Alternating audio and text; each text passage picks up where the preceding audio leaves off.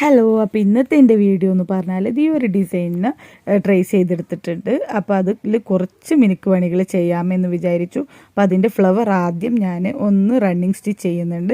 Running stitch ചെയ്തിട്ട് ഇതൊന്ന് whip ചെയ്ത് കൊടുക്കാനാണ് കേട്ടോ. വിപ്പഡ് റണ്ണിങ് സ്റ്റിച്ചിൻ്റെ വീഡിയോ ഞാൻ ഇതിന് മുമ്പ് അപ്ലോഡ് ചെയ്തിട്ടുണ്ട്. കാണാത്തവരുണ്ടെങ്കിൽ അതൊന്ന് പോയി കാണണേ.